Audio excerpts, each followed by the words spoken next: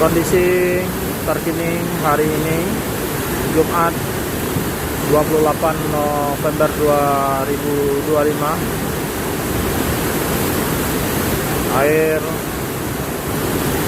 sudah mendekati jembatan akar, sudah mengenai jembatan akar, dan saat ini terlihat sudah rusak dan masih tersisa satu akar besarnya yang sangat kokoh. Ini luar biasa. Ini adalah kuasa Allah Subhanahu wa Ta'ala.